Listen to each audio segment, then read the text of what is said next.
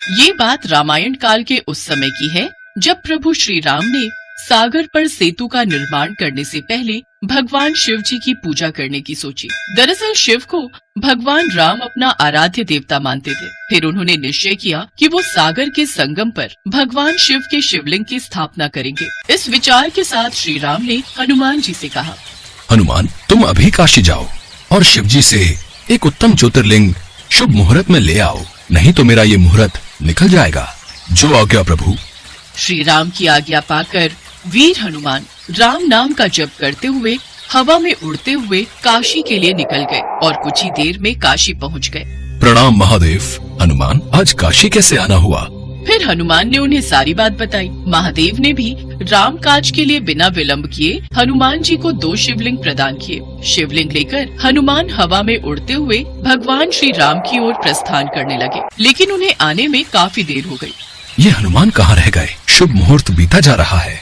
शुभ मुहूर्त बीत न जाए इस कारण श्री राम ने बालू से ही शिवलिंग बनाकर तैयार कर लिया और सेतु के एक छोर पर स्थापित कर दिया और सभी ऋषि मुनियों का पूजन कर उन्हें विदा कर दिया। उधर से शिवलिंग लेकर लौट रहे हनुमान जी ने जब ऋषि मुनियों को लौटते हुए देखा तो हनुमान ने उनसे पूछा, हे ऋषिवर, आपकी पूजा किसने की? हे हनुमंत, श्री राम जी ने शिवलिंग की आराधना और स्थापना कर हम लोगों की पूजा की है। क्या शिवलिंग की स्थापना? हाँ, बालू के बनाए हुए शिवलिंग की स्थापना। क्या बालू के शिवलिंग? इसका मतलब प्रभु श्री राम ने व्यर्थ ही मुझे काशी भेजा और शिवलिंग लाने को कहा। ये बात जानकर हनुमान जी बहुत क्रोधित हुए और क्रोधित होकर हनुमान जी श्री राम के पास पहुँचे, जहाँ क्रोध में आकर दोनों पैरों को जोर से जमीन पर पटका और श्री राम से कहने लगे, हे प्रभु, आपने मेरा उपहास क्यों किया? यदि आपके मन में बालू से ही शिवलिंग बनाना था तो मुझे बेकार ही क्यों काशी भेजा? ये देखो, मैं काशी से 2 शिवलिंग लाया हूँ, एक आपके लिए और एक अपने लिए। अब मैं इनका क्या करूँ? आपका कहना सत्य है हनुमान, किंतु शुभ मुहूर्त बीता जा रहा था और इसके अलावा हमारे पास कोई उपाय नहीं था। अच्छा, फिर भी तुम चाहते ही हो तो मेरे पास एक उपाय है। अगर तुम मेरे द्वारा बनाए हुए शिवलिंग के बालू को अपनी पूंछ से उखाड़ कर फेंक दो तो मैं तुम्हारे द्वारा लाए हुए काशी के शिवलिंग को यहाँ पुनः स्थापित कर दूंगा। बस ये काम तो मेरे बाएं हाथ का है। अभी देखिए प्रभु, आप मेरा कमाल।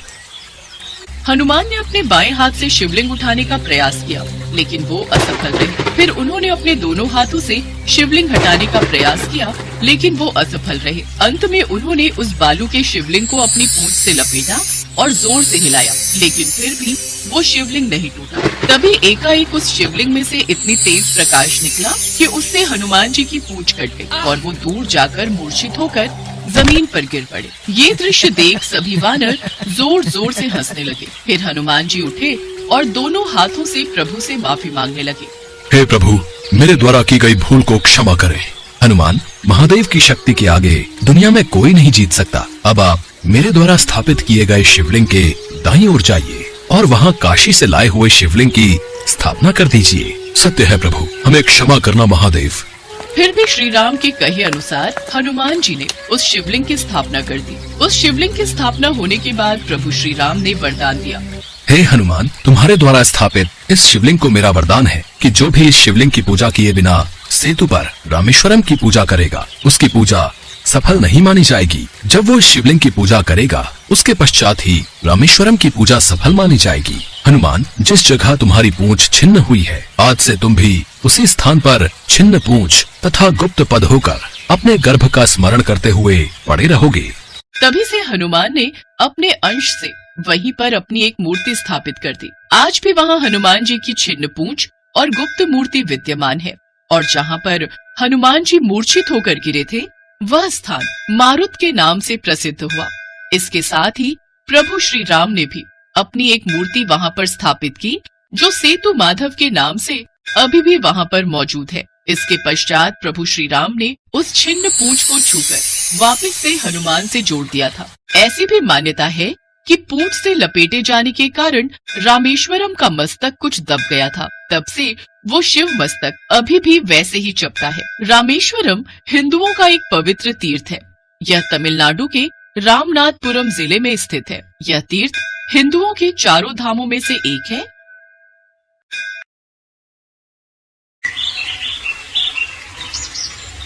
सीतापुर गांव में एक बहुत पुराना हनुमान मंदिर था। वहाँ के पंडित राम नारायण जी बहुत ही सालों से उस मंदिर की सेवा कर रहे थे। वो हनुमान जी के बहुत बड़े भक्त थे। बोलो बजरंग बली की जय। हम सभी भक्तों पर अपनी कृपा बनाए रखना प्रभु, आपकी सदा ही जय हो। राम राम पंडित जी। राम राम बेटा, ये लो हनुमान जी का प्रसाद। ये लो बेटी, तुम भी लो। राम राम पंडित जी, अब तबीयत कैसी है? सुना था आप बहुत बीमार थे। मौसम है सर्दी का, ये तो चलता ही रहता है। थोड़ी सर्दी खांसी और जुकाम हो गया था बस। ठीक तो मुझे होना ही था। हनुमान जी मुझे याद कर रहे थे, उन्होंने ही जल्दी ठीक कर दिया और मैं मंदिर आ गया। आपकी सारी चिंताओं का समाधान अब हो ही गया समझो। राम राम पंडित जी। राम राम जमींदार साहब। आज सुबह सुबह पंडित जी, अब मैंने सोच लिया है कि आपको भी थोड़ा आराम चाहिए, इसीलिए आपका हाथ बटाने के लिए मैंने शहर से केशव को बुलाया है। मेरे साले जयप्रकाश के घर के पास ही मंदिर में एक पंडित जी हैं, उनका बेटा है केशव। केशव, ये हमारे हनुमान मंदिर के बहुत पुराने पंडित जी हैं, राम नारायण जी। अब तुम्हें इनके साथ ही रहना है। चिंता मत कीजिए जमींदार साहब, अब मैं पूरी तरह से मंदिर को संभाल लूंगा। राम नारायण जी, अब आप हनुमान मंदिर की सारी सेवा मुझे दे दो और आराम से बैठो। हाँ हाँ बेटा, जरूर। मैं तुम्हें मंदिर के सभी कार्य समझा देता हूँ। ये साप्ताहिक आरती की सूची है। यहाँ इस दिन कथा वाचन होता है, किस समय कीर्तन होता है वगैरह सब कुछ इसमें विस्तार से लिखा हुआ है। प्रत्येक सप्ताह भंडारा भी आयोजित होता है। धीरे धीरे तुम सब सीख जाओगे। राम नारायण जी केशव को सब कुछ समझाते रहे और केशव ध्यान से सुनता रहा।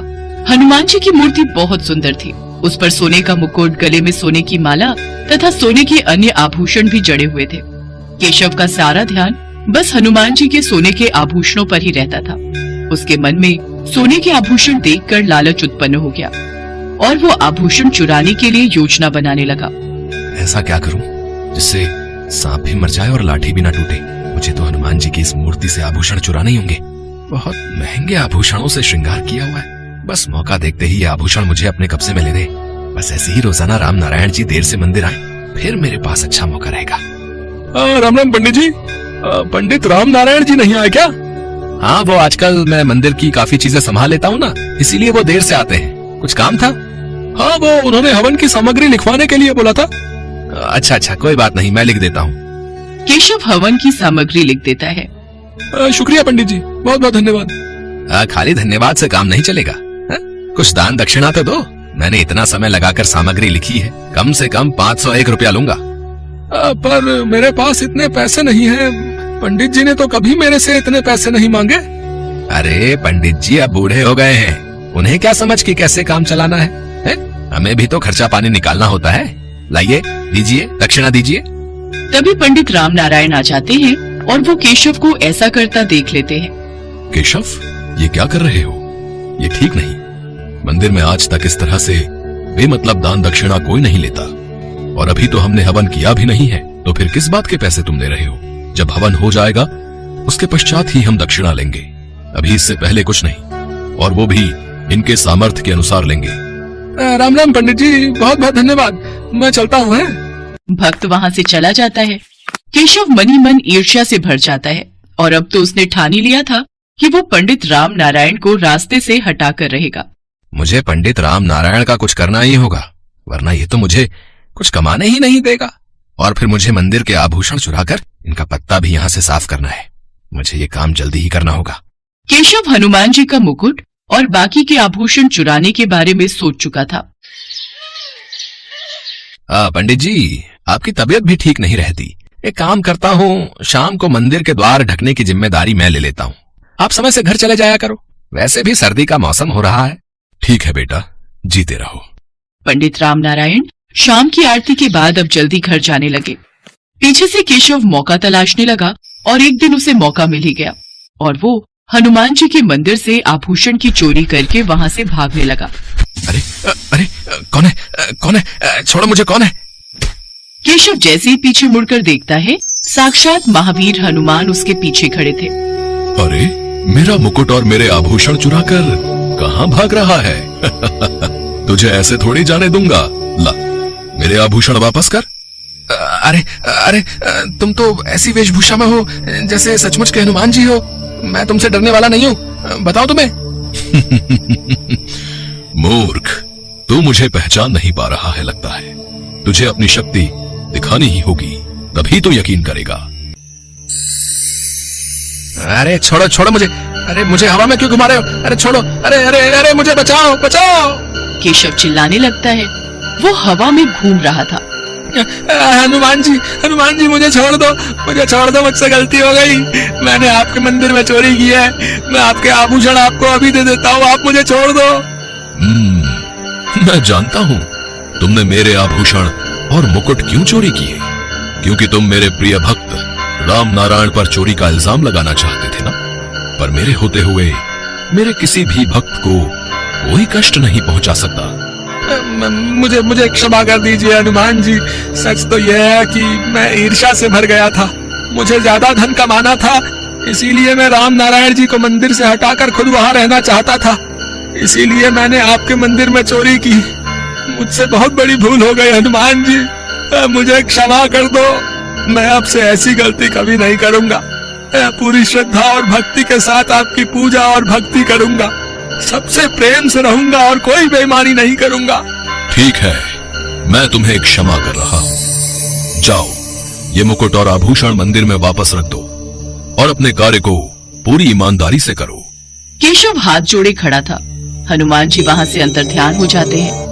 केशव की आंखों में पश्चाताप के आंसू थे। वो मंदिर में वापस जाता है और फिर से हनुमान जी को मुकुट और सारे आभूषण वापस पहना देता है।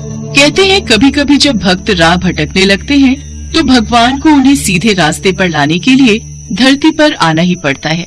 केशव को सबक मिल गया, उसे अपनी भूल का एहसास हो गया और अगले दिन से उसने अपने व्यवहार को बदला। वो भी पंडित राम नारायण की तरह मंदिर में पूरी श्रद्धा भावना से हनुमान जी की पूजा और भक्ति करने लगा।